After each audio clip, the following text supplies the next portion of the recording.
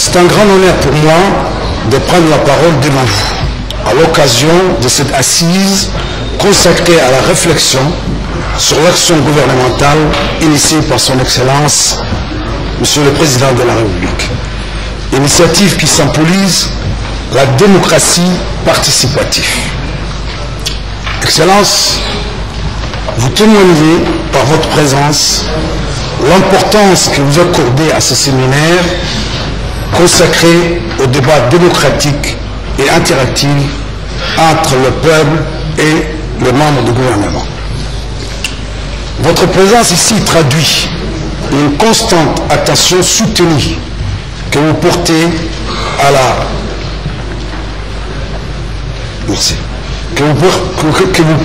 la consolidation de la bonne gouvernance, à la gestion des affaires publiques conduite en conformité avec la feuille de route que vous avez tracée. Vous témoignez ainsi les grands intérêts pour la mission des services étatiques et de veiller à chaque étape à une exacte application des agendas fixés au gouvernement. Vous avez fait de la politique judiciaire depuis votre accession à la magistrature suprême un domaine réellement marqué par le sceau de la sécurité des personnes et des biens. Comme nous nous rappelons tous, les États généraux de la justice avaient posé en novembre 2000 un sévère diagnostic qui constatait que la justice était malade. Maladie qualifiée de récurrente, selon votre propre expression, Monsieur le Président. Aujourd'hui, cet état de choses relève d'un lointain souvenir. Les assises des États généraux de la justice avaient décrit l'état de dénouement de l'appareil judiciaire, ses lacunes, ses difficultés et avaient émis des recommandations en vue de résoudre les difficultés recensées qui font obstacle à la bonne marche de l'institution judiciaire. Depuis cette date, une série de mesures de réforme ont été réalisées. D'autres sont en cours de l'être. Elles ont été axées sur des réformes juridiques, sur un recrutement conséquent, sur un effort budgétaire considérable, sur des investissements immobiliers nombreux. Les effectifs ont connu une progression sans précédent, la priorité ayant été accordée aux effectifs de juridiction, et ceci pour faire face à la constante augmentation des dossiers dont les magistrats sont saisis. Aussi, un effort de recrutement des fonctionnaires permettant d'accompagner la hausse des effectifs des magistrats a été entrepris. L'objectif du gouvernement a été de fixer les grandes orientations d'une justice garante des libertés, efficace pour garantir la sécurité des personnes par un effort budgétaire significatif, consenti à sa faveur pour améliorer le fonctionnement du service public de la justice. Les efforts consentis ne peuvent avoir d'impact réel et ne peuvent être mis en œuvre qu'avec le concours de tout le personnel de la justice. Tous sont concernés. Les magistrats, le personnel des greffes qui préparent quotidiennement les décisions, les auxiliaires de justice au premier rang desquels les avocats. Le rôle du garde des Sceaux est de mettre en œuvre la politique déterminée par le président de la République sur l'ensemble du territoire national et d'assurer le suivi et l'évaluation de cette mise en œuvre. L'occasion me paraît donc propice de saluer les efforts particulièrement méritoires que le gouvernement n'a cessé de déployer sous votre impulsion.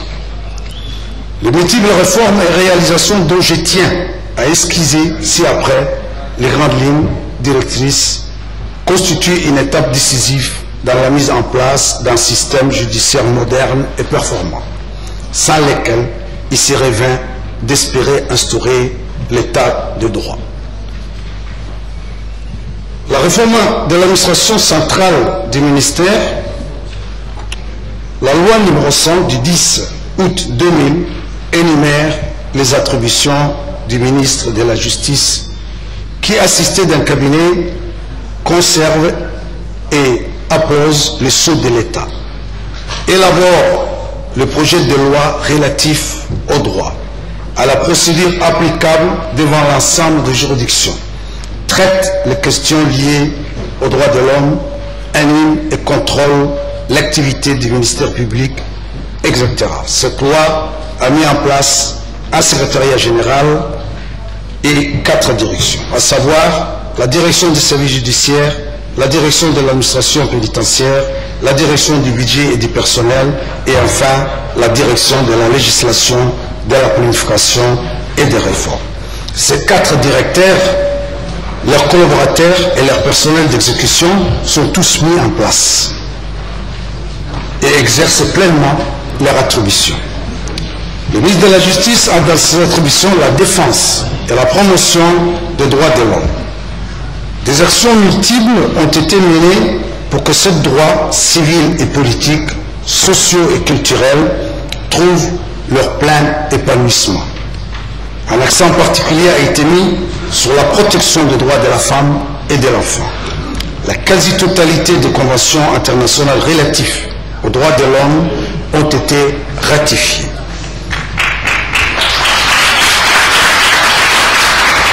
Tous les engagements internationaux ont été honorés, ce qui a valu à la République de Djibouti d'être élue au sein du nouveau Conseil des droits de l'homme de l'ONU. Les statuts de la magistrature ont été dotés d'un statut protecteur. La loi organique numéro 9 du 18 février 2001 portant un statut de la magistrature prévoit la mise en œuvre concrète des garanties affirmées par la Constitution et des mesures propres à offrir aux magistrats les perspectives de carrière indispensables au maintien de leur indépendance. Le décret du 4 mai 2002 fixant les indemnités allouées aux magistrats de l'ordre judiciaire, pris en application de la loi précitée, révalorise d'une manière substantielle les indemnités de fonction, des responsabilités, des logements et autres en nature des magistrats. Il a pour objet de contribuer à la révalorisation de la situation des magistrats, de renforcer l'image de la profession en créant les conditions matérielles nécessaires à leur quiétude et leur sérénité, de promouvoir une justice indépendante, conformément à la volonté maintes fois affirmée par le chef de l'État. Le statut dote donc les magistrats de garanties permettant de satisfaire une double nécessité, à savoir renforcer l'indépendance de l'activité des magistrats et à favoriser leur prise de responsabilité tout au long de leur carrière. Réforme du Conseil supérieur de la magistrature. La loi numéro 3 relatif à l'organisation et au fonctionnement du Conseil supérieur de la magistrature a été sensiblement modifiée, notamment sa composition. La réforme vise à mettre fin à l'esprit corporatiste et à assurer à cet organisme un fonctionnement transparent d'une justice réellement indépendante, ouverte sur le monde extérieur. Le Code du travail, la loi numéro 133 du 28 janvier 2005 portant Code du travail s'appliquant aux relations professionnelles entre travailleurs et employeurs a été adopté. Le Code du commerce, les travaux de modernisation et de mise en place d'une nouvelle législation commerciale sont déjà bien avancés. Les 2 premiers livres sont déjà validés, les 2 autres livres consacrés, l'un aux sociétés et l'autre à la faillite, sont déjà programmés. Ces travaux menés conjointement avec le ministre du Commerce sont pilotés par les cadres de mon département. La loi sur la sécurité pénitentiaire. Les surveillants pénitentiaires sont dotés d'un statut qui leur est propre. Statut promulgué récemment par le président de la République. Ce corps, placé sous l'autorité du ministre de la Justice, a pour mission la surveillance la gestion